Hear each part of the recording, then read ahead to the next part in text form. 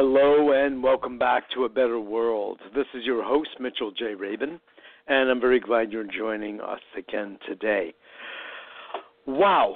Well, if you read the description on the newsletter, you will see that the subject today is talking about solutions to global warming, pollution, and climate change.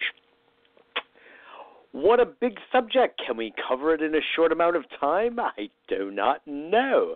But I want to also open up the line to anyone who may be tuning in today live, which I know most people just don't do that. They listen at their own leisure. And so it should be, really, in the best of all worlds. So are we in the best of all worlds? You tell me. Anyway, I'm so glad that we have people listening and an expanding audience from all over the world. It's getting so interesting to see that we have people listening in from, let's see, it changes actually by the week, which is awfully very amusing in itself, but okay, certainly, and welcome, because I love that we have clarity about, wow, it seems like the female population is growing and growing, and the male population is shrinking. What does that mean? What does that mean? My work is appealing to women? I love it. I think it's fantastic because on that note, it's really the feminine quality of all of us, of the human being, that needs to really come to the foreground at this point in time. Sometimes it is linked to actually gender, which I prefer, but not always. It's that feminine principle, the yin principle, that is a principle and associated with the energy of the heart. And that is just what appeals to all beings. And it's the heart of compassion. It's the heart of understanding. It's a heart of patience. And surely that's something that we are rather bereft of in this world. And one of the reasons there is, I'd say, so much agitation, anxiety, and violence, quite honestly, not to mention testosterone-ridden society these days that hungers for money and power above all else. And this is one of the problems. And when we talk about solutions to climate change, if we do not address that, we are actually not addressing the core issue, and I'll get to that in a moment. But I did want to just say, oh my, we have a lot of people these days listening in Mother India. I think that's fantastic. One of my favorite places in the world. I've been there a handful of times. Love it every time. Just to South India, folks, so far. But I was just invited by a friend this morning, who's Indian, to Kerala, where he is looking to establish an alternative community, which I think is fantastic. And if any of you, anywhere in the world, would be interested in knowing more about it, just contact me at mjr@abetterworld.net, my email address, mjr, my initials, at abetterworld, the name of the show, I know you've noticed, .net, and write something about that Kerala in the subject line, and I'll know how to address that back to you, okay? But we have people, needless to say, primarily in the United States, but India at this point is a close behind, and South Africa and the UK and Canada, and then we get people sometimes from South America and other parts of Africa and Europe, and wow, it's just wonderful. And the point is that we're all in this together, folks. I mean, we're just all in this together worldwide. And to be overly concentrated and identified with our own distinct countries is just, I would just say it's an old world concept. It's great to be identified with one's culture up to a certain point, because our cultures of birth are in every single case rich and flawed, and it's just the way it is because we're human.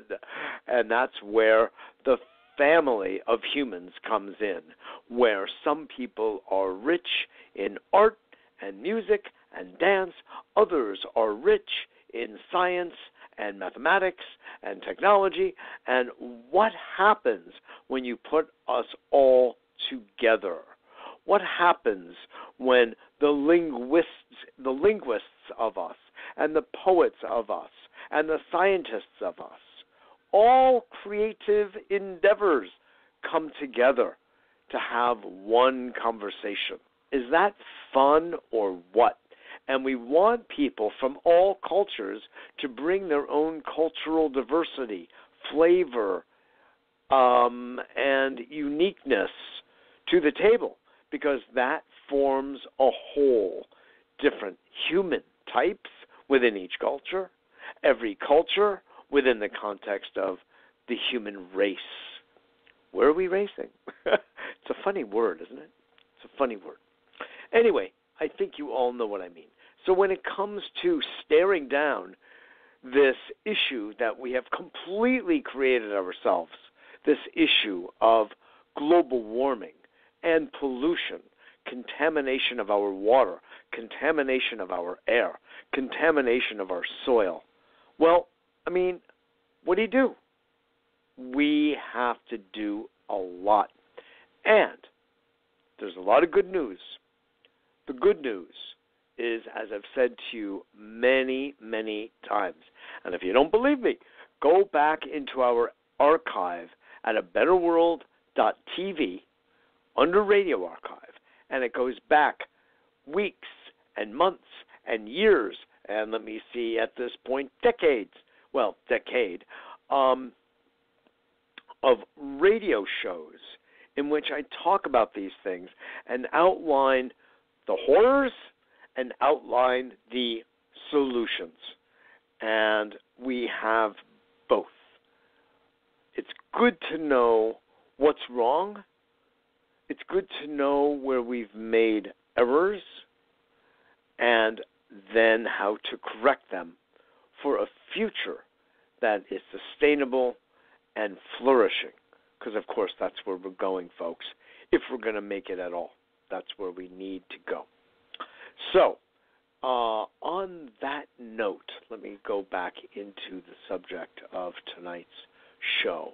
It's all a part of the show, but in particular, I want to just say that, first of all, I don't think I need, not to this sophisticated audience, to go into what we have created here, the nature of the soiling of our own home, and you know what, even personally, it doesn't sound very pleasant, but even of our own pants, we have really truly soiled at this point. And I don't even like the use of the word soil for that, because soil to me is the earth herself, and it's very, very precious. So I'm reluctant to use that word in that context, but it does sort of paint a picture, if you know what I mean. So, well, I guess indulge the word here. Indulge it.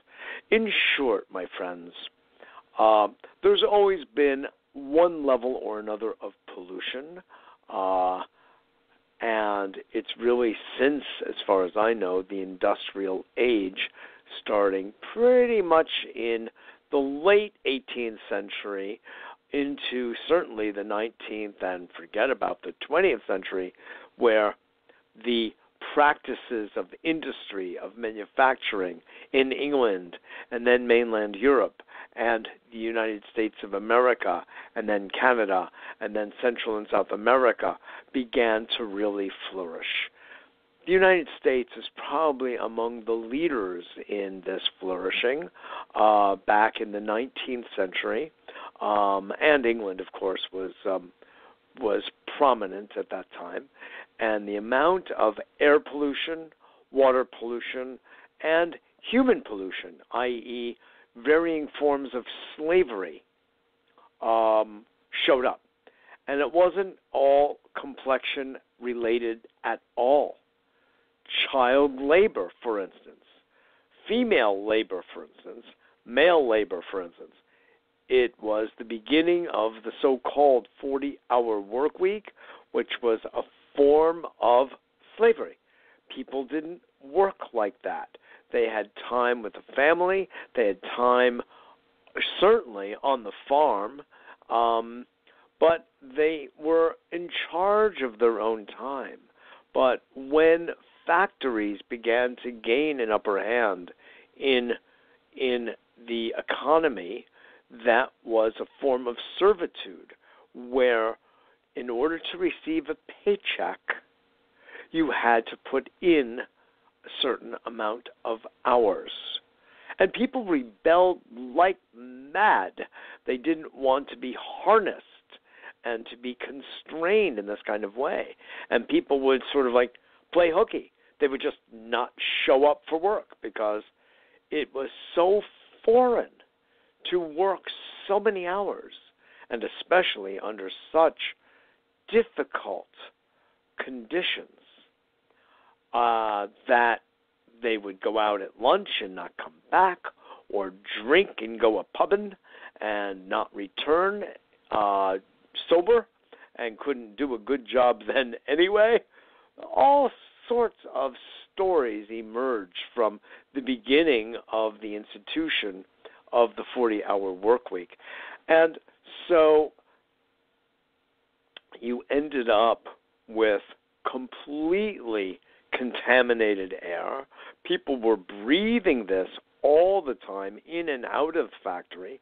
Smokestacks galore were just spuming smoke of the most horrid, contaminating ingredients, chemicals of all sorts that the world had never seen. These are unnatural synthetic compounds that are emitted literally 24/7 into our atmosphere. You know, I have told this story many times that as a youngster, at age, I think it was 14, I was growing up in Connecticut, even though I was originally born and early years raised in New York. But my main growing up was after a brief spell in the Chicago area in Connecticut. And my father and I were driving on what's called Route 95, or the New England Thruway, through a city there named Bridgeport, just dotted with smokestacks. And the smokestacks are puffing out huge volumes of black, thick smoke, just spuming. And this was new to me. Even in New York City, we did not have anything like that, not where I grew up. And where I grew up in Connecticut also, we didn't have that. But, a few exits down the New England Thruway was this city. And there were the smokestacks. And it was probably the very first time I saw these. And I said, Dad, what is this? I can't believe it. Look what they're doing to our air. I mean, is nobody paying attention to this? What politician would allow that to continue on like this without making an immediate stop to it, a penalty assessed, and a demand to filter the air or change the chemicals or change whatever it is that's actually creating this kind of emission? Anyway, he just kind of looked at me blankly and said, well, Mitch, that's just the way it is. It's been going on for a long time, and I don't see it stopping anytime soon. And I said, well, that's horrible, and we've got to do something about it because we have to think about generations in the future. Not to mention I was only 14 at the time, and in my own and all of our lives collectively. We can't allow that to persist. And that was the beginning of my environmental activism. I found out about some marches and demonstrations that were taking place right there in Bridgeport. And the funny story is I was so young, my father had to drive me to the demonstration so I could march. And he very patiently put up with me. He very patiently indulged me to express my deep feelings about this horrid affair of pollution. And in different ways, ever since then, I have been on the case. And from my point of view, I can't spend enough time addressing the issues of climate change, of extreme weather, of pollution. And I don't care if people believe in climate change. It's not a religion to be believed in.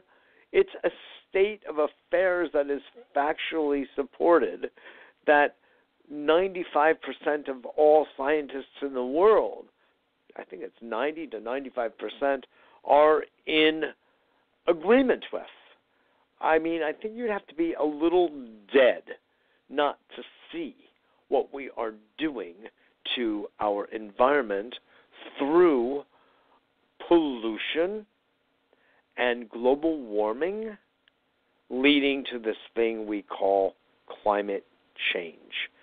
Or we can just think about it as extreme weather, the changing of patterns, of currents in the sea, in the ocean, of the melting of polar ice caps, of Greenland and Iceland melting, of the ecosystem changing so dramatically that these poor seals and penguins and the water life, the ocean life, polar bears, etc., are just stranded.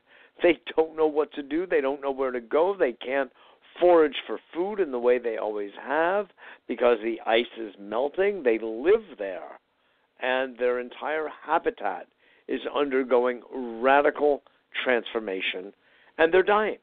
They're dying en masse. And so are people blind to this? And now this crazy man, Trump, is allowing further oil exploration in these highly eco-sensitive areas of our planet? I mean, pardon me, but who the hell is anyone to authorize something like that? Nobody has the authority to do something like this. It is either self-appointed or it is, and this is why we say that climate change is anthropogenic.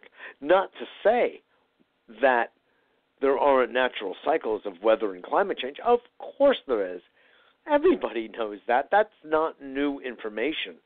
Geological and oceanic observation and climatic observation that we have charted, we know that historically there have been ice ages and the like many times. We're not saying that there isn't a natural phenomenon occurring, but there's a speed at which it occurs. There's a duration as well, a velocity. And what I'm saying and what, God knows, millions of my brothers and sisters, educated and otherwise, instinctively know or intuitively know that the world is a-changin' quickly. Actually, too quickly and unnaturally quickly. And that's, of course, why we are addressing this.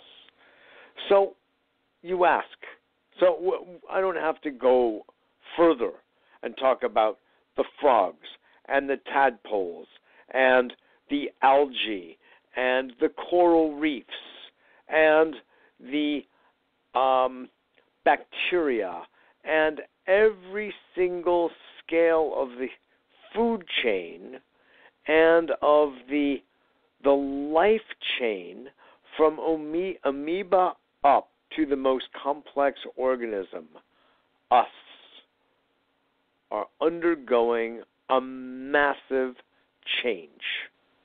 Our lungs have to deal with the issues at hand.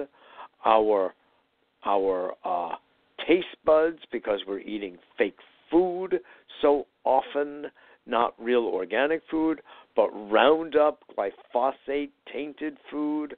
So we have to clean out our gut like never before. Our liver is working overtime. Blood sugars are bouncing. Oh, don't get me started. By the way, on that level, I would strongly recommend that you go to my website, abetterworld.tv, and look into buying Purium, which is, by the way, so named because the food is actually pure. They select farms that have true organic soil, not just the FDA-defined, or USDA, I should say, defined soil, that is in the United States, which still allows, believe it or not, up to 40 different pesticides. Even though it's called organic, it's not truly organic. But there are organic sources, and Purium is one of the few. I'm sipping it now as we speak. Real chlorophyll. Pure chlorophyll. Delish. And it's tasty. But they have a particular probiotic called Biome Medic, which has been proven in preclinical trials to remove the glyphosate. That's the active ingredient in Monsanto's Roundup, which is found ubiquitously in the world, mainly in the United States. There have been some countries that have been wise enough to ban it. And some of their wisdom comes from a colleague and friend of ours here at A Better World, Jeffrey Smith, who runs a couple of different websites and organizations which are all about educating people and governments about the hazards of glyphosate. And when he found out that this Purium probiotic called Biome, B-I-O-M-E, Medic, M-E-D-I-C, removes glyphosate, about 74% of it within about a 6-week period, he went wild and said, I've got to get this and get to spread it around. So we're doing the same thing at A Better World. We've been at this now for about 6 months or so, 5 or 6 months. And I joined this organization through a dear friend of mine, a couple from Santa Monica out in beautiful California, LA area. We used to work together with the Amazon Herb Company that was always spreading the use of these incredible indigenous herbs from the Amazon all over the United States and Europe, and paying back to the indigenous people of the Amazon and helping to support their culture, their education, and their life and their habitat, as well as giving them the advantages of Western technology, which is nothing to be embarrassed about. It's just there's only one thing to be embarrassed about, from my point of view, in this regard, is the cost to our environment about it and the greed that tends to infiltrate the businesses that produce and promulgate and propagandize the product lines. Yes, I do mean Apple among them. And it's too bad because the products themselves have so much value, but the overconsumption that they are pushing and pressing with the built-in obsolescence and all the stories around buy more, spend more are just ecosystemically dangerous. And it's more is not better. Less is better. Efficient is better. long-lasting and sustainable are better values to promote. So there's plenty of money to go around if it just doesn't have to be, at this point, these big companies are heading toward, and some of them actually hit trillions. These are numbers that are staggering, while so many people are hungry all across the world. What kind of world is that? Who wants to live in a world where there is such inequity, there is such injustice that is rampant? I mean, if you really think about it, folks, we have grown accustomed to a world of suffering of our own brothers and sisters every single day, waking up hungry, going to bed hungry, children, mothers, fathers, brothers, sisters, hungry or ill, unable to financially support themselves or even to provide enough food and water and shelter because they don't have a plot of land to grow food on or some such.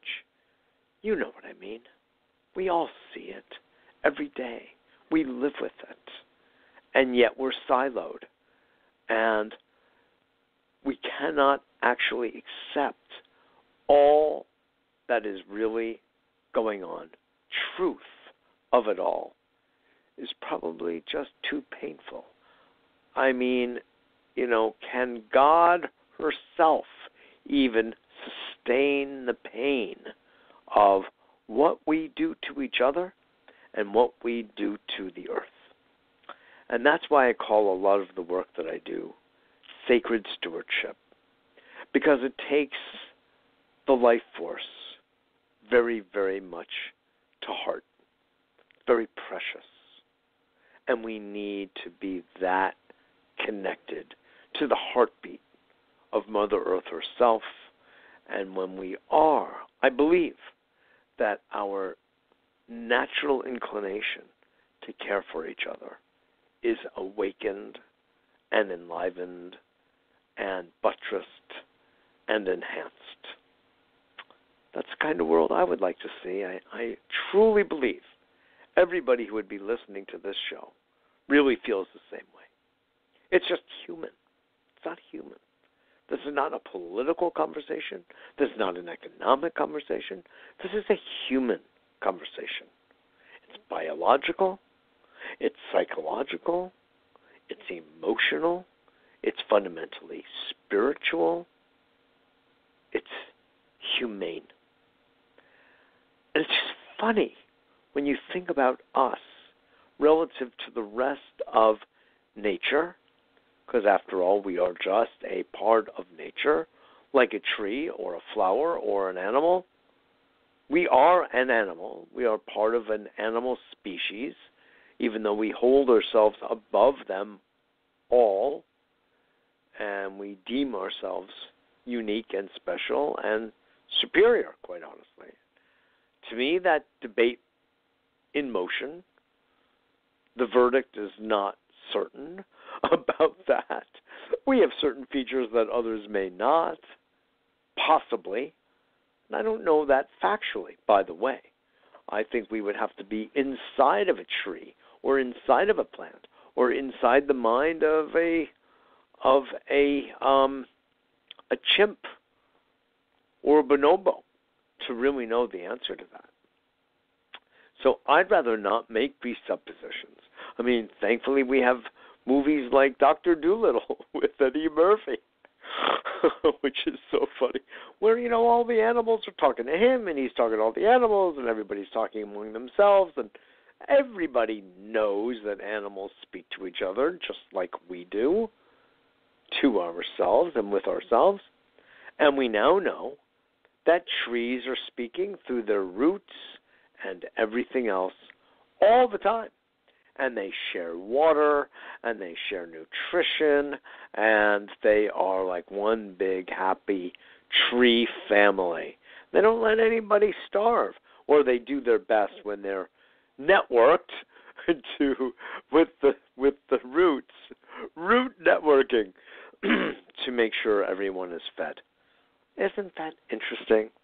And I would dare say that if we lived in smaller pods, smaller communities, we would be like that too. When things start to get anonymous because the population has grown to such an extent, it starts to become unwieldy, and people don't have the same emotional relationships with each other, and they simply just don't care as deeply for each other. And that's how poverty and hunger and the like persist. It's not that we're not capable of it. We are. It just takes an extra level of compassion and brotherhood and sisterhood to get there.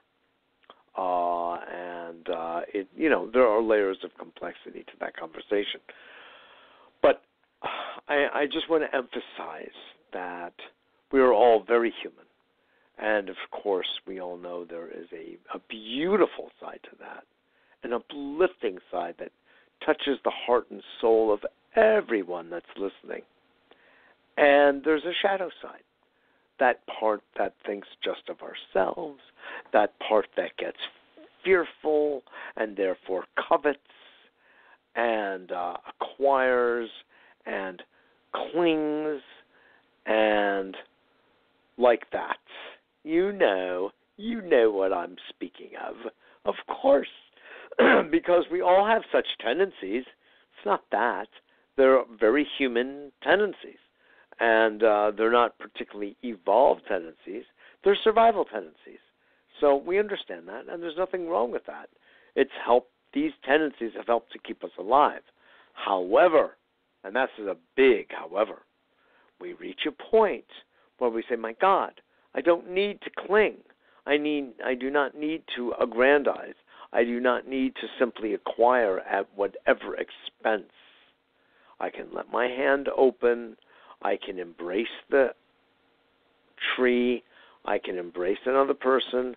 I can share resources, and all can, eat and drink and have shelter. It just doesn't take that much. This Tomahawk missile, oh God, that went flying to some targets in Syria. I mean, nobody talks about how many millions and millions of dollars that whole exercise, this futile, ridiculous, testosterone-driven exercise costs. But you know what? We could rebuild New York City infrastructure, probably with what got expended to kill and to harm one night. Why don't people think about these things? Why don't people think about a proper allocation of money for actually helping people instead of killing them? Okay, I'm going to back up. You are listening to Mitchell J. Rabin on A Better World. Thanks so much for joining us. We're on the air every Wednesday evening and sometimes on Tuesday evenings, depending on what's happening. But you listen at your leisure anyway, so it's just fine. Of course it is. But I like that there is a kind of a reliable time each week that that A Better World will be on, but sometimes it just ain't possible, and I have to flex with the Tao. That's what I have to do. I have to flex with reality and go with the flow, baby, as they say. Please sign up for our newsletter, which we have on our website in the right-hand column. Let me make sure it's still there. Oops, oh my God. We had to take it down temporarily. It will be back. It will be back. I'm so sorry about that. We're doing some upgrade to the website and to our newsletter. So at this point, actually, if you want to get the free newsletter that comes out only once a week, you're not bombarded like I am bombarded. I mean, there's some people that, organizations and things that send out a dozen emails a day. We send one a week, sometimes, rarely, twice a week, once a week, that announces our Monday evening television show here in the Big Apple, 7 p.m. You can listen, however, online through our website. Just click at the very top where it says Mondays, 7 p.m. Eastern Standard Time. Click to watch, and then there will be another little click where it says Watch Live, and you will be on to watch from wherever because it's webcast, but at the time of 7 p.m. Eastern Standard Time on Mondays, and then, of course, the radio archive for the radio show. And we really do suggest you take the link and email it or, Instagram it or tweet it to your friends, post it on your Facebook page, and share it far and wide so people can get in on the fun of creating a better world and be part of the family and the community, because that's the way we're going to do it. It takes massive quantum growth and collective energy to do it. So, let me return again to the subject here while we still have a few more minutes and look at something I said we would talk about here tonight, which is answers and solutions. Okay, first of all, there really are personal things that people can do, and it does make a difference. It's not the biggest things, but it does make a difference. If you take a look, I'm very fond of the work of Paul Hawken, who I've mentioned many times on this show, and is truly one of my heroes. He's written a score of books, starting, I believe it was in 1994, with The Ecology of Commerce. More recently is Blessed Unrest, in which he discusses the literal millions, if you can believe it, millions of organizations worldwide. They are companies, they are nonprofits, they are NGOs, non-governmental organizations, some of them connected to the United Nations, some not. Some are what are called benefit corporations, B corporations they're called now. Some of them are C corporations, some of them are S corporations, some of them are nonprofit corporations. Every single size and stripe are committed to social justice, economic and political, environmental justice. They are looking to make a profit, surely, in many cases. There's nothing wrong with a profit. It's a good thing. It's at what expense? So, looking at social enterprise business as a means of world transformation, as a vehicle for change, cannot be overemphasized, and it should not be underemphasized at all, because when you wed values, being a values-driven company, that putting people and planet before profit, you're going to become a whole lot more profitable without hurting people. Quite the contrary, helping people, supporting people, helping people enjoy. There are corporations that have actually been around for a long time where they have, and these are totally privately held companies that have a whole child care section. So the women can bring their children to work with them. And there's a whole, kindergarten and nursery school and all sorts of things right there at the job. So at lunchtime, they can go visit their child and play and nurse and all sorts of things, and then go back to their work. And then they go home together, and there are places where there are even golf courses and tennis courts. So during lunch or at a break, they just go play, and they play with their staff members, and they build community, and they build teams, and they have fun, and they enjoy doing a good job, and they then get paid amply for it while creating products and services that are done with, say, zero waste and recycled water and being eco-sensitive in every single aspect of the production cycle. The use of electricity is sometimes provided by solar or wind or geothermal or microhydro technology.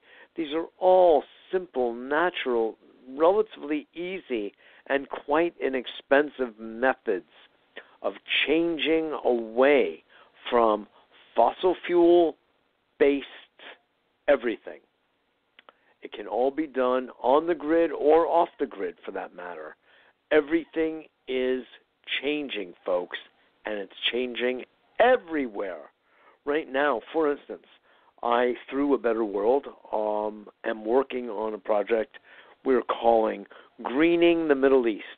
And through some colleagues and friends of mine connected to Egypt and other Middle Eastern countries, we are looking to plant large tracts of very high-quality premium lawns, using a premium seed, that use 75% less water. I've done the show on this. If you go back into the archive, it uses 75% or more less fertilizer. It needs 75% less care and mowing and maintenance. So you end up growing very deep roots, up to 4 feet deep. And the grass is very green and very lush and needs almost no water. So we can literally green the desert. And we are also using technology that will be placed and is being placed on a tailpipe of a car. And it utterly cleans up the particulate matter that is otherwise in most exhaust across the world, that is very, very dirty and is destroying the air in our cities, in Cairo, in Mexico City, in Cochabamba, Bolivia, in Bogota, in China. It goes without saying. People wear masks to go outside. They have to have oxygen bars. The air, Mongolia, is so foul. Respiratory diseases are rampant among especially children because they do not have the developed lung capacity or the immune function to deal with the onslaught of chemicals in the air. Well, we have solutions to this, folks. And the architecture of some of these ancient, beautiful cities, like Cairo, are being decimated because air pollution is corrosive and it wears down the buildings. We have solutions to all of this. We have solutions wherein we can create electricity for literally pennies on the dollar, a fraction of a penny per kilowatt hour. It's unheard of. But in fact, here at A Better World, we're working on these solutions. We have them. Microhydro is being done all over Africa, for instance. Just one small thing. But it's not so small, because when you make these systems, these technologies systemic, you're starting to really change the balance of CO2 in our atmosphere. It starts to reverse the effects of climate change. It starts to affect the dropping of temperature. It starts to slow down the melting of the ice caps, and it can be done. First, it's wise to even believe it can be done. Even with all of the horrific damage that we have already created, it can still be turned around. Yes, it is late in the day. It is near midnight. It's true. There is so much damage, and it becomes a spiral, and it becomes precipitous, where we don't know what other little, cog in the ecosystem world needs to be debilitated before the whole thing is thrown off. And there's a kind of a quantum shift in everything. And it really can happen, in a sense, overnight. But we're not there yet. It's happening in ways with the extinction of species occurring every single day. And, yes, it could be argued that, well, it's always been the case. There are always extinction of species. It's true. My point is not that. My point is, at this rate, with this rapidity, and the answer is actually no. It's not at this rapidity naturally, but that is what we're dealing with now. So there is an ecosystemic collapse that we are witnessing and that we are actually living with and through right now, and it is reversible. Now, one of the points that Paul Hawken makes, and I am seeking to have him on the show in relatively soon, that is that you're going to be surprised by this. But one of the top items that his team, his drawdown team of literally hundreds of PhD scholars in environment, in IT, in a whole slew of different disciplines and multidisciplines came up with is the education of girls as one of the chief features. It's so interesting. You would think that it was the changing of fossil fuel to renewable. I mean, that's something that I'm after big time, and I completely stand behind that as one of the key features of affecting global warming and temperature change. But in his research, it shows that the educating of girls is so critical. And think it through. If girls get educated in developing countries, let's say as in Africa or Southeast Asia, then the cycle, getting married at 12 years old, they haven't even hit puberty, 12, 13, 14, 15, 16. And then before they know what life is, they're bearing children. And what are they going to do as a mother at 14 or 15 or 16 years old? They're going to take care of their children. There's a natural, obvious, biological instinct to do so, which means they're not going to have the time in the day to crack open a book or to develop a solar oven or to do the things that might further their own education and own personal development, because they're focused on, at that point, raising children, and they're still a child themselves, for all intents and purposes. So to stop that population cycle, let me say to delay it, to slow it down, to reduce it, reduces the drag on the daughter, on the girl. She's allowed to mature herself, and the statistics show that when a girl gets a chance to have an education, she is greatly delayed. That's not the right word. Choose to have children or be married until a much later age, like at least after 25. Education starts to become very interesting to them, both high school, undergraduate, and sometimes graduate school. And then they start to become a different type of contributing member of society, not just bringing forward children, which has got its own value and importance. Don't get me wrong.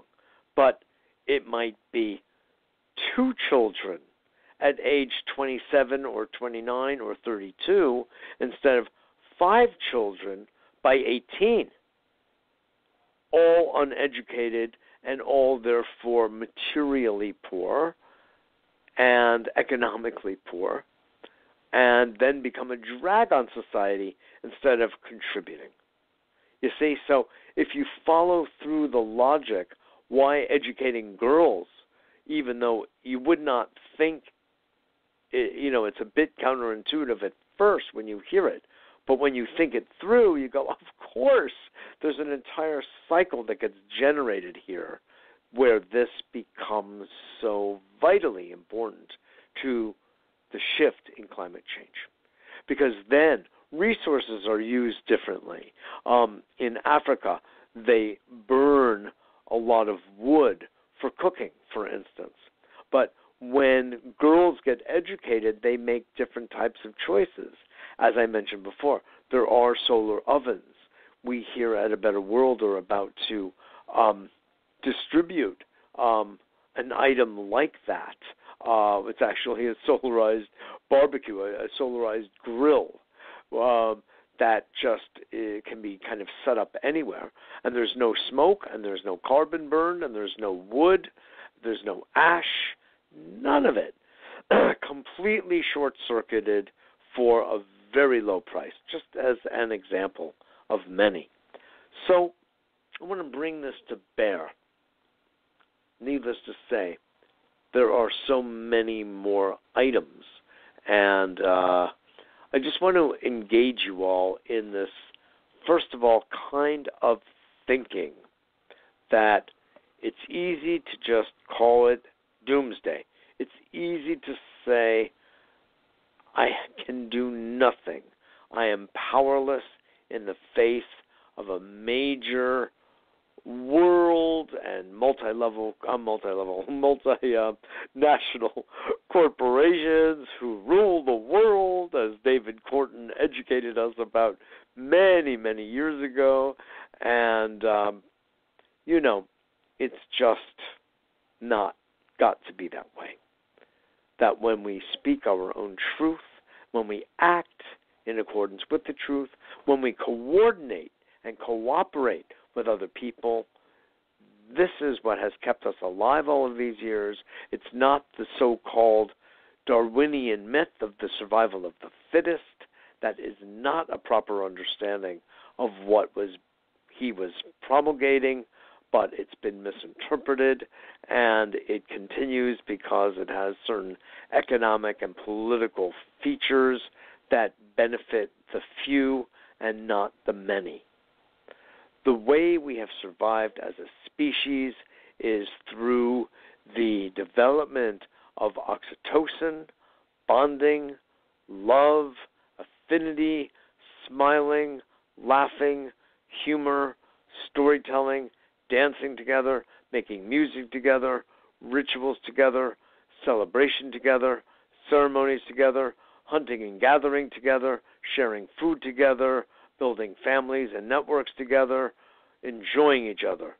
That's how we've survived, folks. It's cooperation. It's community. It's all those good C words. And it's not the dog eat dog. Dogs don't really eat dogs anyway, so we surely don't want to be part of that. We want to ascend to our higher nature. As I have so many friends who say, we are spiritual beings having a human experience. I say, we are animals trying to have a human experience. Let's approach it that way, from the ground up. Let's start becoming human. And then, in our higher humane nature, we will touch God. We can touch the preciousness and sacredness of the life force itself and become reverent from that place. I think that's a whole lot more useful, bottom up instead of top down. Anyway, having faith through one's own actions, by the way, not blind faith, but faith that one knows one will continue to do the right thing, act in integrity, as though someone is watching, including oneself, and just keep doing the right thing, whether other people know it or they don't.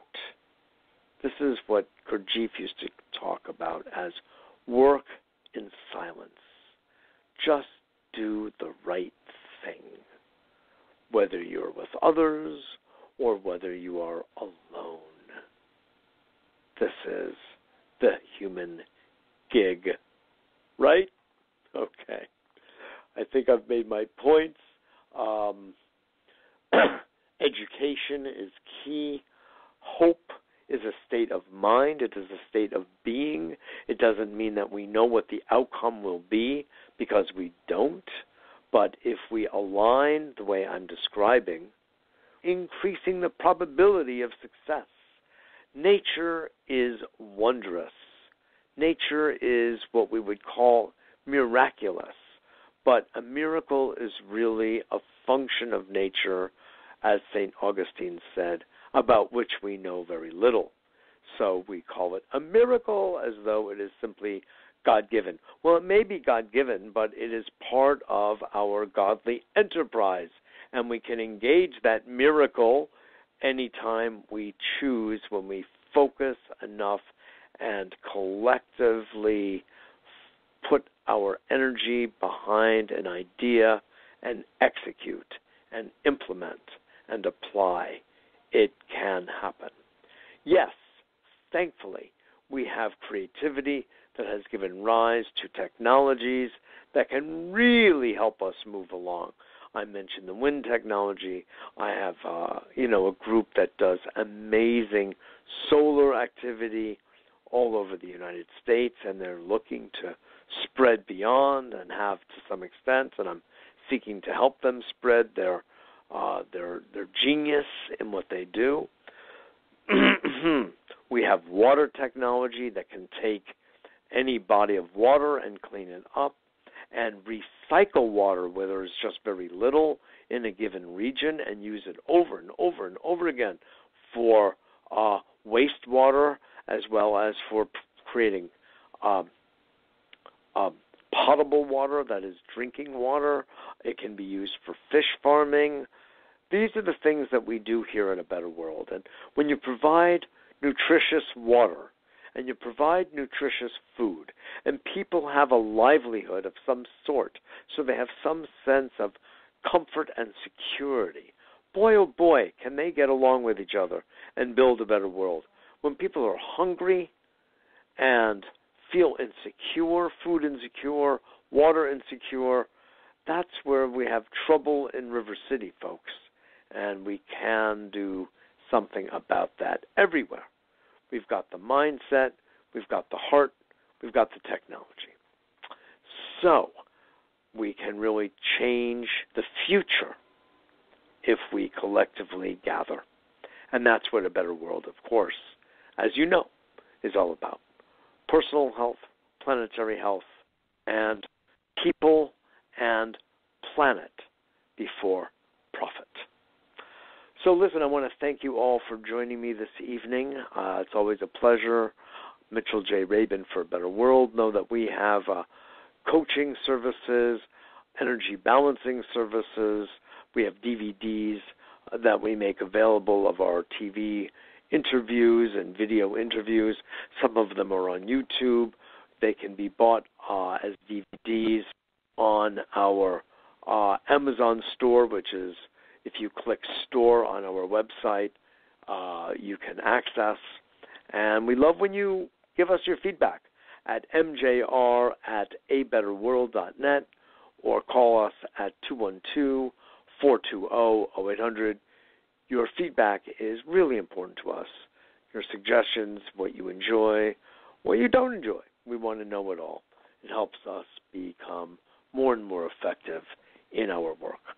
So thanks again, and if you want to get on the newsletter, at this point, just write to me at that email address, and we'll do it manually, mjr@abetterworld.net. Mitchell J. Rabin signing off. I look forward to seeing you all